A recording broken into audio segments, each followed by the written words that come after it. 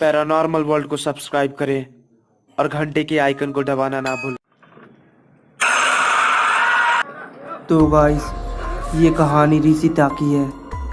रिशिता एक छोटे से शहर में रहती थी और बचपन में ही उसका एक एक्सीडेंट में पूरा शरीर बुरी तरह जल जाता है और सभी बच्चे उसकी बुरी तरह मजाक उड़ाते थे।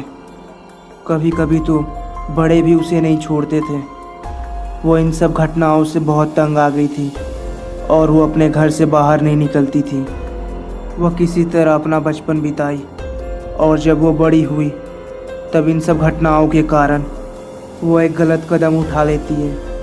वह एक अघोरी साधु के पास जाती है और उससे काला जादू सीख लेती है और वो काला जादू में सिद्धि प्राप्त कर लेती है और दो पिशाच को उत्पन्न कर लेती है।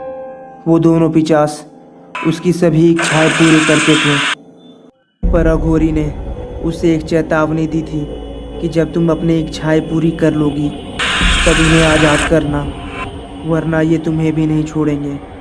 इसके बाद रिशिका सभी लड़कियों की खूबसूरती उन पिशाच की मदद से अपने अंदर समा लेती थी और दिन पर दिन वो खूबसूरत होती जा रही थी और उसकी लालच बढ़ती ही जा रही थी।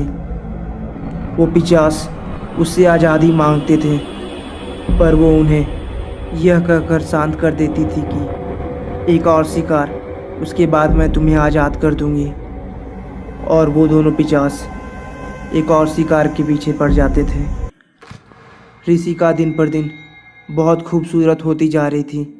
सभी लोग यह देखकर आश्चर्यचकित हो जा रहे थे, पर उसने एक गलती कर दी। वो खूबसूरती के लोभ में आकर उन पिशाचों को आज़ाद नहीं कर रही थी और उन्हें हर दिन एक शिकार लाने बोल रही थी। पर एक रात कुछ ऐसा होता है जिसके बाद रिशिका को बहुत पछतावा होता है। रिशिका अपने कमरे में सोई हुई थी, तभी अचानक उसके कमरे में आग लग जाती है और वो बुरी तरह जलने लगती है। वो अपनी जान बचाने की कोशिश करती है, पर वो दोनों पिशाच उसके सामने खड़े होकर हंसने लगते हैं। वो बोलते हैं, तुमने हमारा फ़ायदा उठाने का कोशिश किया था, हमने तुम्हारी बहुत मदद की, पर तुम लोभ के कारण हमें आज़ाद नहीं कर रही थी और इसी कारण हमने तुमसे बदला लिया। इसके बाद रिशिका बुरी तरह जल जाती है और वो पहले की तरह कुरूप हो जाती है।